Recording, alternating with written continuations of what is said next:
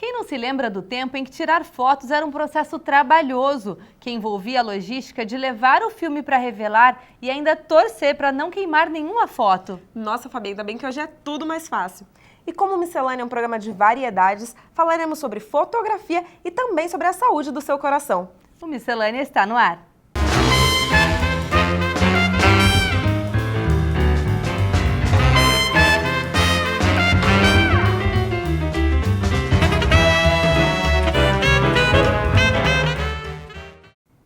Uma arte tão querida que para muitos faz parte da vida. Vamos falar sobre a origem do teatro no Simples Assim.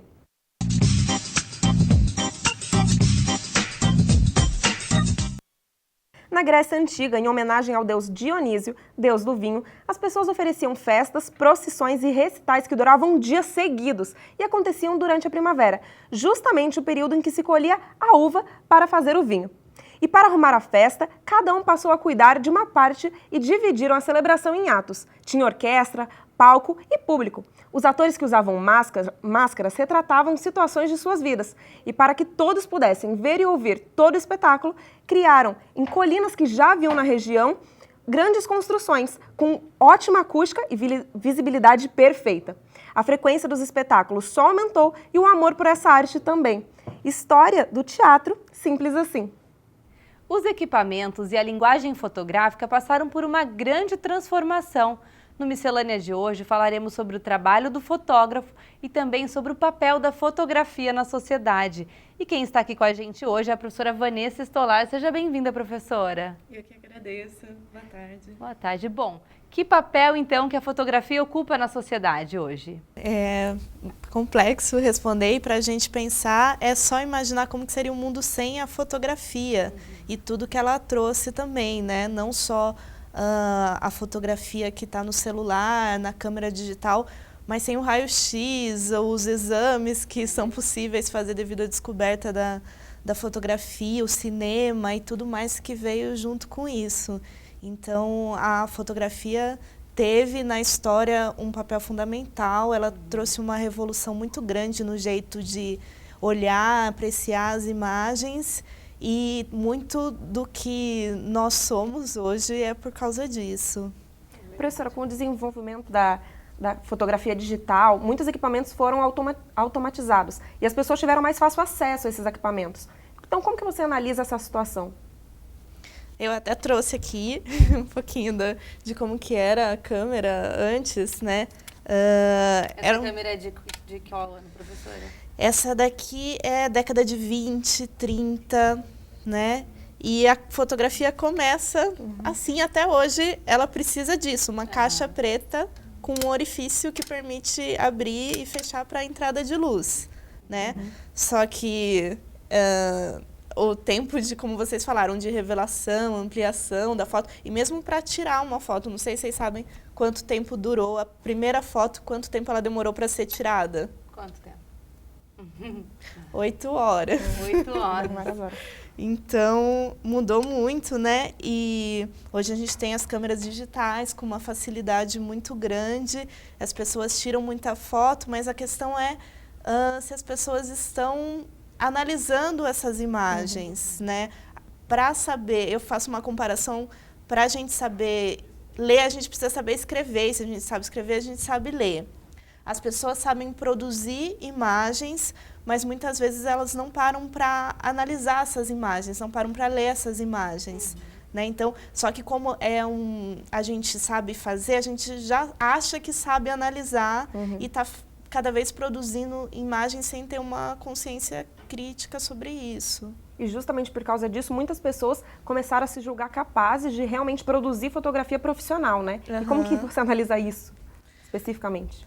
Então, eu acho que as pessoas estão cada vez mais fazendo mais fotos pela facilidade, mas, como eu disse, são poucas que param para olhar realmente, né, que param para analisar o que estão fazendo. Então, eu acho que as fotografias que, até quando a gente olha nas redes sociais, que chamam a atenção, não são tantas. As fotografias que ficam na nossa memória não são tantas. A gente olha muita foto e a gente ignora muita foto também pelo excesso. Né? Então, as fotografias, as pessoas que estão fazendo isso com atenção, está cada vez mais raro e não mais frequente. E, professora, hoje é muito comum a utilização de programas de tratamentos de imagem. Até que ponto que isso favorece e quando que ele prejudica o trabalho do fotógrafo? Eu sou muito a favor desses programas. Eu acho que tudo que a gente fazia no laboratório antes, o Photoshop, tudo que a gente pode fazer no computador era feito no laboratório. Né? Eu mostro na aula de História da Fotografia muitos exemplos de manipulação de imagem, né? De pessoas que eram tiradas das fotos ou enquadramentos usados para manipular a opinião das pessoas. Então, acho que o limite é sempre a ética, né? Quanto que... como que eu estou fazendo um uso ético da imagem. Porque quando você usa para melhorar a luz, é uma coisa, mas é que as pessoas se transformam, né, nos programas de tratamento. E aí não é legal, né? Esse é um problema. O problema, eu acho que as pessoas estão querendo chegar num patamar que não existe. Por exemplo, revista, a gente sempre põe filtro na pele das pessoas, para ficar aquela pele extremamente aveludada, que é uma pele que, na realidade, ela não vai existir. Né? Então, as pessoas estão querendo chegar num patamar de fotografia, às vezes de revista, que na realidade não existe, então é inalcançável e pode gerar uma frustração muito grande. E você falou, né, dessa quantidade de imagens que a gente tem acesso todos os dias. Como então que as pessoas podem fazer para se diferenciar nesse cenário, nessa realidade que a gente vive hoje? Eu acredito que seja parar para olhar, para observar. Por isso a arte e a educação é muito importante nesse sentido. Foi feita uma pesquisa nos Estados Unidos e levaram alguns alunos para o museu e algumas crianças deram um celular para elas observarem as obras fotografando e as outras não, elas tinham que só olhar. E depois foi verificado, foram feitas perguntas para todas as crianças e as que estavam sem o celular, eles sabiam responder mais sobre os detalhes das obras do que as que estavam só tirando com o celular. E quem deseja, então, realmente se especializar, deve fazer cursos, deve procurar essa especialização, não simplesmente sair comprando câmera e achando que sabe fotografar, né? A gente tem que usar o aparelho a nosso favor, não viver em função dele, né? Então, eu uso isso daqui, eu posso tirar uma foto incrível com uma câmera, uma caixa preta, né? Se eu souber, se eu tiver esse olhar, mas se eu não tiver isso treinado, eu posso ter o equipamento mais avançado que eu não vou saber o que fazer com ele, né? Professora, quando o Mick Jagger esteve aqui no Brasil, ele fez uma crítica e disse que os brasileiros assistem aos shows pela tela do celular. Você acredita que esse vício em fotografar e registrar tudo está atrapalhando as relações interpessoais? É bem isso que você falou da exposição também, né? Essa é uma realidade em todas as apresentações culturais. É verdade. Você analisa? Eu observei isso também bastante. Em um último show que eu fui, todo mundo começou o show, tirou o celular e começou a filmar.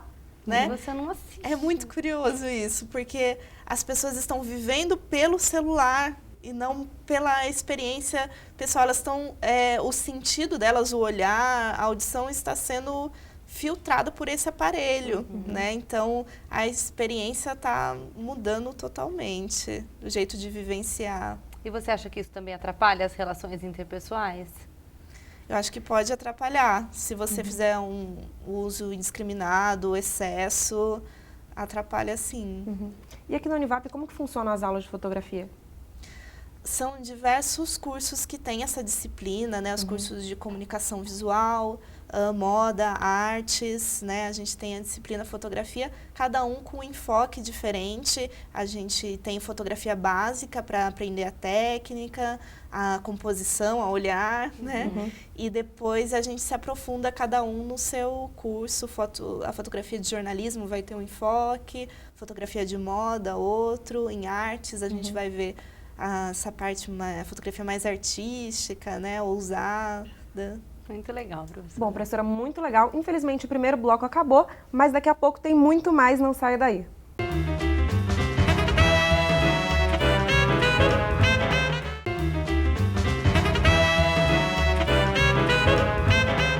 O Miscelânea já está de volta. Vamos ao quadro Dicas de Moda.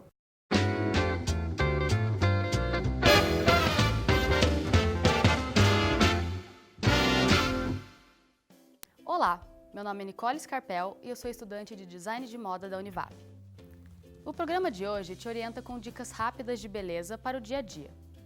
Se você possui as famosas entradas no cabelo e isso te incomoda muito, uma dica interessante é esfumar o local com uma sombra da mesma cor que a do seu cabelo. Essa técnica esconde qualquer vestígio de calvície ou falhas. Se o dia está sendo corrido e o seu cabelo está com um aspecto oleoso, aplique um pouco de pó translúcido na raiz dos fios. Isso diminui temporariamente a oleosidade do cabelo. Seu cabelo possui muitas pontas duplas? Uma dica rápida e fácil é dividi-lo em 2. Pegue uma das divisões e enrole até a pontinha. Os fios que ficam espetados são suas pontas duplas, então sinta-se livre em cortar todos esses fios de sobra, mas seja cauteloso. E aquele desespero de quando você vai tirar o esmalte e acabou a acetona? A dica é aplicar o esmalte mais claro que você tiver nas unhas e depois passar o algodão por cima. O mesmo processo de quando usamos acetona. Às vezes podem ficar alguns vestígios. Nesse caso, é aconselhável repetir o processo até remover por completo. Se sua sobrancelha costuma ficar despenteada facilmente, o recomendável é aplicar rímel transparente, penteando e modelando a sobrancelha do modo que quiser que ela fique. E essas foram as dicas de hoje. Espero que tenham gostado. Fiquem ligados na programação da TV Univap para mais informações. Até a próxima!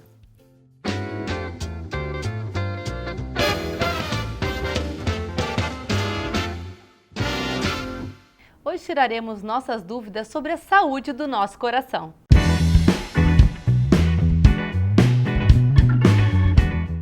E recebemos aqui no estúdio o médico cardiologista Dr. Ciro Jones. Seja muito bem-vindo ao nosso programa. Obrigado, boa tarde. Seja bem-vindo, doutor. Bom, é muito importante a gente falar sobre esse assunto, né? Já que as doenças cardiovasculares são responsáveis por 29,4% de todas as mortes registradas no país em um ano. Isso significa que mais de 308 mil pessoas faleceram principalmente de infarto e acidente vascular cerebral. Doutor, quais são então as principais causas dos problemas de coração? Bom, em primeiro lugar, o coração é a doença, é o órgão que mais mata. Estatisticamente, a maior parte das pessoas vão morrer do coração, né? E qual que é a sua pergunta? Quais são as principais causas dos problemas de coração? Depende, porque assim, a doença que tem mais prevalência cardíaca é a aterosclerose das artérias do coração, que é a aterosclerose coronária. E o que é a arteriosclerose? São a formação de placas de gordura dentro das artérias do coração, causando uma obstrução e isso impedindo a passagem plena de sangue para oxigenar o músculo do coração. Então, essa é a doença mais frequente no mundo inteiro, que afeta o coração de todos nós. E quais são os fatores que estão relacionados com essa doença? Primeiro, são fatores que assim, a mídia tem procurado trazer para a população, desde os países desenvolvidos até os menos desenvolvidos. Obesidade. A obesidade está relacionada com a chance de você desenvolver esse tipo de doença. Outra situação, o tabagismo. O tabagismo é outra situação que você pode mudar, tanto a obesidade como o uso do tabaco. Ele também está relacionado com o desenvolvimento dessa doença. Para ser bem testemunha disso, nos anos 50, era a moda o mocinho ou a mocinha do filme fumar. Hoje, existe uma campanha mundial contra esse hábito, né? Então, cada vez menos se fuma, pelo menos do ponto de vista de exemplo, né? Mas houve uma diminuição no hábito de fumar no mundo inteiro, exceto algumas regiões que têm muito cultural, tipo países europeus. O europeu fuma muito, mas já diminuiu também, né? O Brasil é um dos países que houve uma diminuição grande nos últimos 30, 40 anos. É verdade, foi um grande avanço, né? Muito. Outros fatores, por exemplo, Aí são fatores também relacionados você não consegue mudar isso, mas você pode minimizar. Por exemplo, a hipertensão arterial é uma doença que causa aumento na pressão do sangue do indivíduo e essa situação também está relacionada com o desenvolvimento da aterosclerose coronária. Então, se você tratar a hipertensão, você pode minimizar ou postergar o aparecimento da aterosclerose coronária. Outra situação, diabetes mellitus. A diabetes é uma outra doença que tem uma chance multiplamente maior de desenvolver a aterosclerose coronária. Hipertensão, diabetes, que mais? E que peso que as doenças, que os fatores hereditários têm nessa situação? Então, era isso que eu ia falar, por exemplo.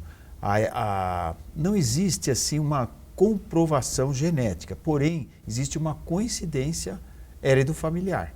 Então, filhos de pais que têm doença coronária têm uma grande chance de desenvolver ao longo de sua vida.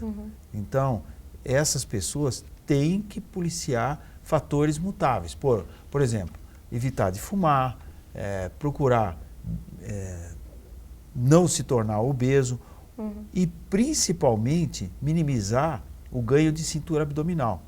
Que a gordura abdominal ela é muito mais nociva do que a obesidade em si. É uma gordura maléfica para as arterinhas do coração. Deixa eu ver se eu estou esquecendo de alguma. Outro fator que é muito importante o aumento do colesterol dentro do sangue. Então, indivíduos que têm um colesterol aumentado no sangue, ele tem uma chance muito maior de causar esse acúmulo de placas nas artérias por razões óbvias, né? Isso até é muito preocupante, porque hoje nós vemos muitas crianças já com problemas, né, de colesterol alto. Exatamente. E isso se deve a alguns hábitos que o mundo contemporâneo adquiriu. Sedentarismo, né? As crianças hoje são muito mais sedentárias do que as crianças de antigamente, né?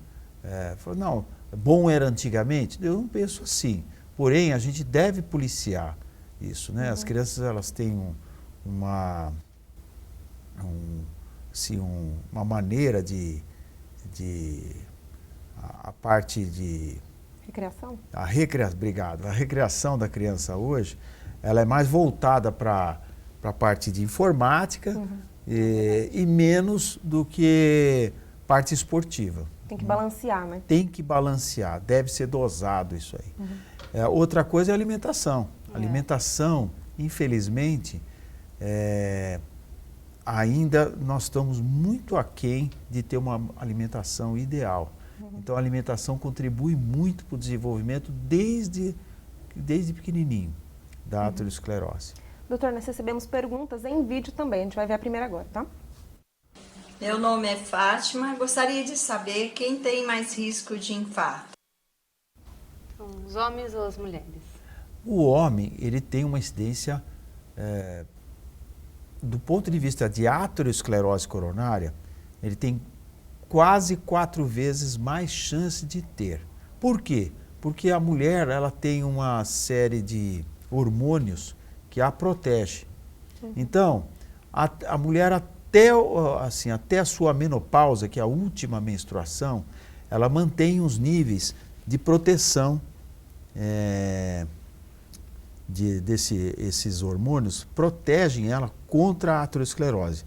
Isso aí não é 100%, isso minimiza. Por exemplo, se você pegar uma estatística, é em torno de 25%, é uma estatística assim, que a gente observa de mulheres, da frequência de aterosclerose nas mulheres em relação aos homens. Quando você vê acima de 25%, tem alguma população poluindo isso aí. Tipo assim, não, peraí, você viu 36%? precisa ver se esses 36% dessa amostra que você viu, se tem mulheres mais obesas, se tem mulheres mais diabéticas, mulheres mais tabagistas, entendeu? Porque na população em geral é em torno de 25%. O que foi perguntado em relação ao infarto. O infarto é uma situação à parte da aterosclerose, que é uma situação que tem uma oclusão aguda de um vaso. Geralmente, há uma rotura dessa placa e o sistema de coagulação do sangue acaba ocluindo esse vaso. Então, para você ter uma ideia como é dramático, o infarto ainda é a doença que mais mata no mundo. 50% a quase 60% das pessoas que infartam morrem na primeira hora. Então, morrem sem socorro, sem chance de socorro. Então, para você minimizar isso aí, tem de haver uma série de trabalhos de você sensibilizar a população no sentido de, além de fazer uma prevenção, você também ficar alerta com sintomas iniciais de infarto. E, doutor, é verdade que é diferente os sintomas de infarto na mulher e no homem? Que a gente ouve muito dizer isso, né? Que na mulher sintomas não aparecem tanto, que demora para descobrir que ela está infartando. Isso é verdade? Não, não é bem assim. O que existe a diferença do homem para a mulher, primeiro, uma delas é essa que eu falei, é da incidência. A segunda delas é a morbidade. Isso, o que eu quero dizer com isso? É a gravidade, eventos dramáticos ocorre muito mais frequente na mulher. Então, se você pegar uma população de mulheres que estão infartadas e homens que estão infartados, as mulheres vão ter muito mais evento ruim, ou seja, muito mais óbitos, muito mais insuficiências cardíacas, muito mais complicações do que os homens. Então, a morbidade na mulher é maior, embora ela infarte menos. Mas quando infarta, a chance dela ter uma complicação é maior. Doutor, ainda temos algumas perguntas para fazer, mas a gente vai fazer uma rápida pausa. Não saia daí.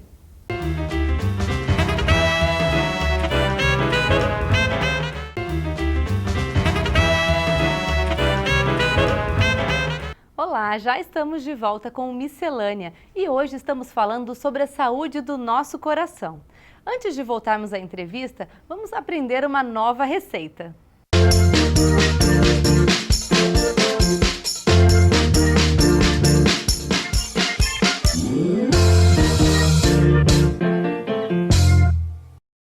Oi, meu nome é Ana Paula, sou aluna do terceiro semestre de gastronomia aqui da Univap e hoje eu vou fazer a receita de bolo de palito.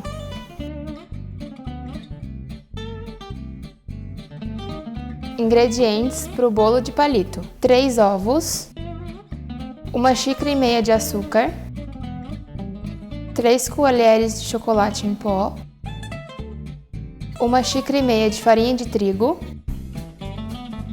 meio copo de leite, 1 colher de manteiga e 1 colher de fermento em pó. Bata as claras em neve.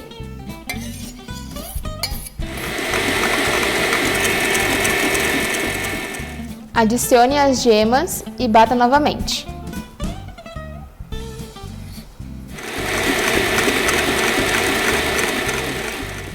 Adicione o açúcar, se preferir, pode peneirar.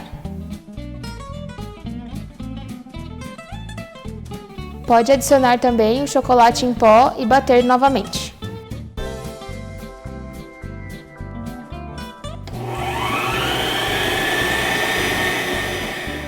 Adicione a manteiga ao leite e leve por 1 minuto no micro-ondas.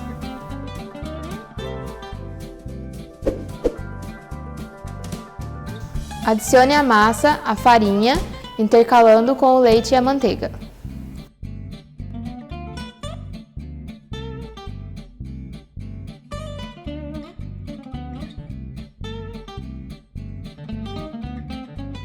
Por último, adicione o fermento à massa.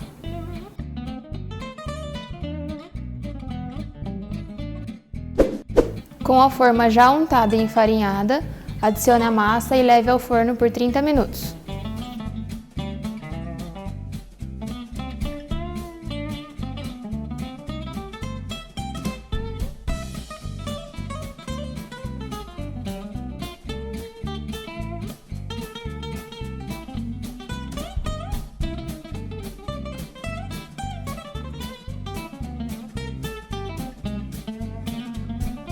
Com o bolo já assado, esfarele a massa toda.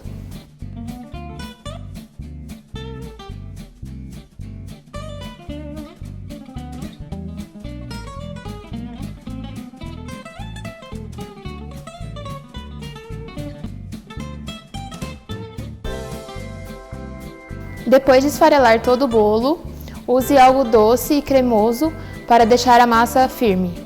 Hoje vamos usar brigadeiro, mas você pode usar algo de sua preferência, como beijinho, doce de leite, o que quiser.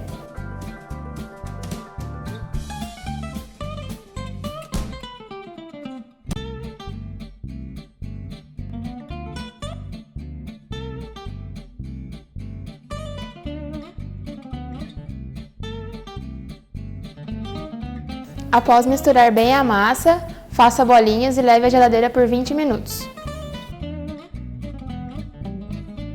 Após retirar da geladeira, coloque os palitos e banhe em chocolate da sua preferência derretido.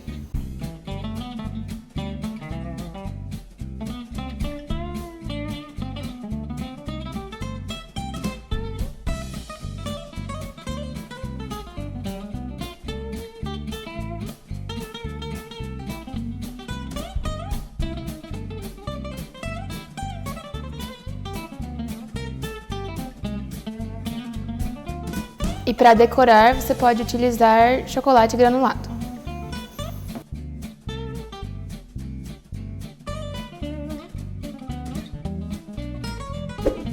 Essa foi a nossa receita de hoje de bolo de palito. Espero que tenham gostado. Até a próxima!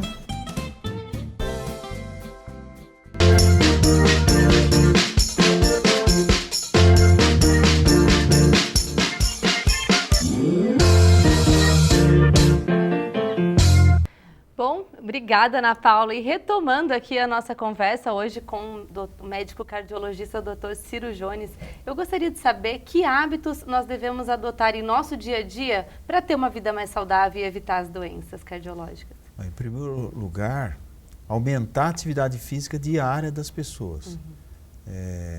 Se possível, condicionar as pessoas a ter uma prática de atividade física no mínimo 5 vezes por semana, no mínimo. 1 hora, 5 vezes por semana. Então, por exemplo, desde crianças, você não vai pedir para uma criança caminhar 1 hora, 5 vezes por semana, porque ela caminha muito mais. Né? Mas incentivar a atividade física da criança, né? Porque ela sabe qual é a atividade física, ela vai encontrar facilmente. Agora, os adultos, sim, fazer, incentivar, condicionar uma atividade física de uma caminhada no mínimo 1 hora por dia, 5 vezes na semana. E nesse caso, acho que é importante a gente falar também da visita ao cardiologista, né? Porque também muitos atletas de finais de semana aí acabam tendo doenças, tendo problemas nessas atividades, né? Não fazem exames, não acompanham. Acho que é importante a gente falar também da prevenção, né? Perfeito, muito bem colocado, porque os atletas de final de semana ou aqueles itinerantes, esses, é uma situação especial que acaba desenvolvendo existe um fenômeno no organismo da gente que provoca uma coagulação dentro dessa placa por um exercício físico vigoroso, não condicionado, de pessoas não condicionadas. Por exemplo, situações que eu já peguei, aquele futebol de solteiro contra casado, são pessoas que vão jogar bola naquele dia. Então ele vai exercer um esforço físico vigoroso que ele não está habituado, o coração dele não está condicionado.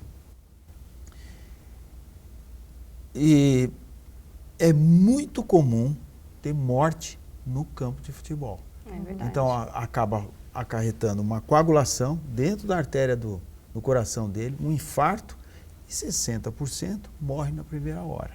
Então é muito comum. Outra situação, o sujeito ele trabalha com entrega, vamos supor, é muito comum. Aí, naquele determinado dia, ele resolveu descarregar sozinho, porque faltou os ajudantes, tudo o caminhão inteirinho sozinho. Então eu já vivi isso aí, é muito comum também eles infartarem. Na verdade,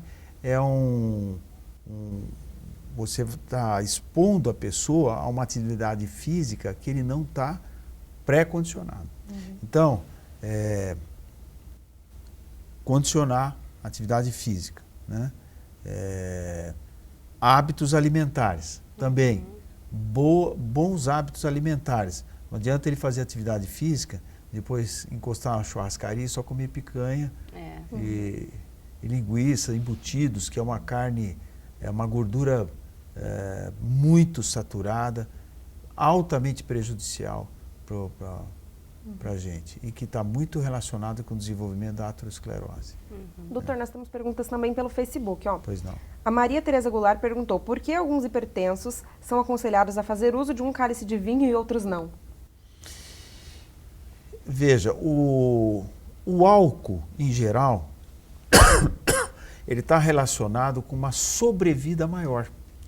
Desde que você faça um consumo moderado. Existe um trabalho publicado na revista New England, há mais ou menos uns 25 anos atrás, de uma amostra muito grande de pessoas que tinham o hábito de beber, e foi provado que pessoas que bebem uma medida, na verdade é uma medida de destilado, não é uma medida, não é dois dedinhos, né? É uma medida de destilado, seja ele qual for, ou 2 copos de fermentado, tipo cerveja, ou 3 copos de cerveja ou 2 taças de vinho ao dia. Então, essas pessoas, depois dos 30 anos que têm esse hábito, elas sobreviveram muito mais do que aquelas que não bebiam. Então, não somente o vinho também tem outras propriedades que estão relacionadas com um maior índice de sobrevida. E são substâncias antioxidantes, são vitaminas, que ainda não se tem um trabalho muito objetivo comprovando isso aí, mas tem algumas evidências, tá? Que o vinho ainda é uma bebida alcoólica superior às demais. Porém, não se tem total certeza absoluta disso. Tá? Entendi. E, doutor, hoje o seu trabalho é voltado a alguns procedimentos, né? Alguns tratamentos, alguns procedimentos. E houve um grande avanço, né, nos tratamentos. Gostaria que o senhor falasse um pouco sobre isso. Olha, se você pegar no final do século passado, os 50 anos, foi uma explosão em todos os sentidos, no sentido tecnológico e também no caso da medicina. Olha, para você ter uma ideia, no final dos anos 80, a doença aterosclerótica, o que se fazia quando tinha uma doença aterosclerótica grave? Vamos pegar um pouquinho antes. Nos anos 70, quase não se fazia nada. Dava um remedinho e falava, é muito grave. E o senhor está limitado e ponto final. E quando era muito grave, falou, olha, o senhor vai esperar o seu dia da morte chegar.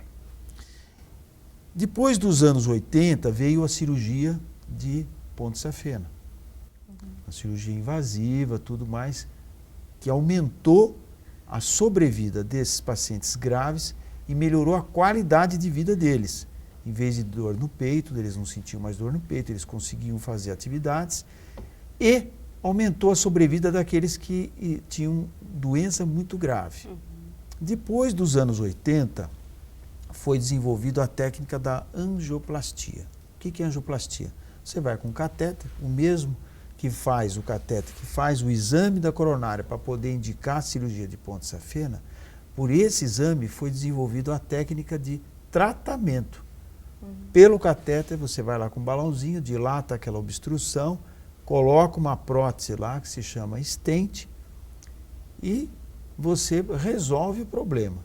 Você fala, são todos os casos que podem? Não são todos os casos que você pode fazer isso aí, mas diminuiu muito, por exemplo, os casos que vão para a cirurgia cardíaca. Então, nos anos 80, iam quase 100% daqueles que precisavam resolver. Depois dos anos 80, isso foi caindo. Hoje, é a minoria dos pacientes que necessitam de cirurgia cardíaca. Para você ter uma ideia, hoje, de uma população de coronarianos graves que precisam receber uma intervenção, é em torno de 10 a 11% aqueles que vão para a cirurgia cardíaca. O restante ou vão para tratamento clínico ou para angioplastia. Que bom. Doutor, com certeza a gente ainda tem muita coisa para entender, mas infelizmente nosso tempo acabou. O senhor quer deixar algum contato? Da clínica, do trabalho? Não, eu trabalho, posso falar? Aham.